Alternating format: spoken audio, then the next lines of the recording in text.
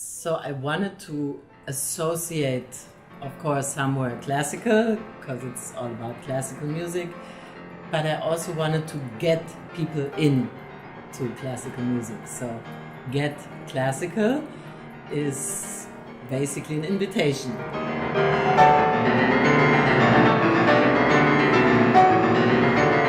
I was an amateur musician all my life. I started taking specialized classes in piano technique with the Golansky Institute.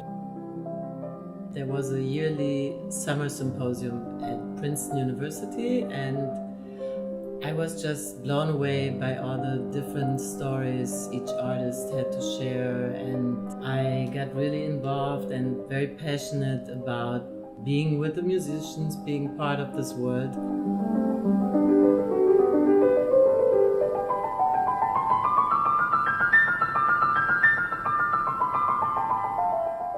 Every evening there was a concert, and every musician that we talked afterwards with always said, wow, you really get the artist, what the artist is all about.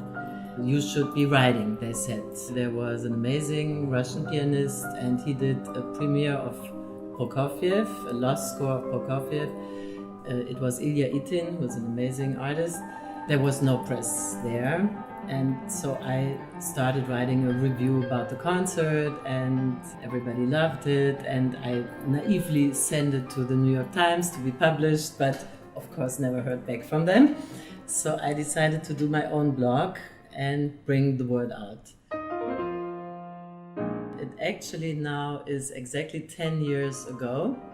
Originally, I was just curious about any artist I met, and then over time I became more selective, and I actually choosing artists that I'm curious about. Personally, I conduct my interviews very freely. I do not have any preconceived notice. It's more like a personal conversation where I try to really give the artist the breathing room he needs to tell me a little bit more about himself.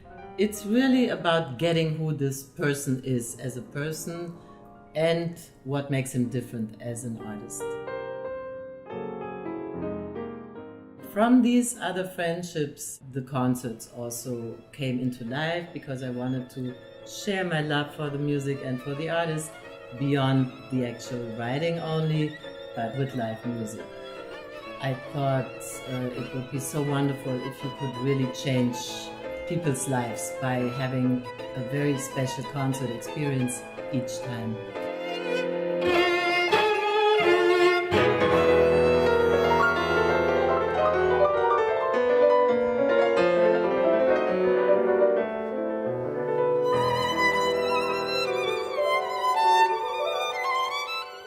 While it's wonderful to go to big concerts in Carnegie Hall and at Lincoln Center, I felt that some of the concerts were lacking something. I don't know, the community aspect, the more intimate character of how music can really translate into people's life much closer.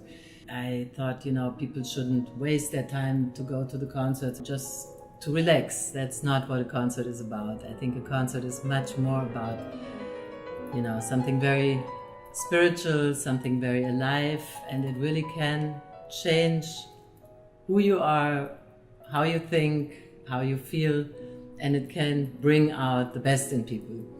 And that's what my concerts were supposed to do. So we looked for different venues and different environments where people are more intimate, more comfortable. They can sit with a glass of wine and enjoy the show, but actively enjoying the show.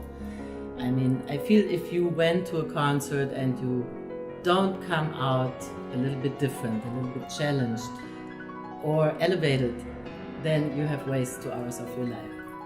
The fact that I am very passionate about this makes it sometimes a little bit contagious. I bring myself, I bring my experience, I bring my choices, and I hope to share that little bit of a personal excerpt for the audience.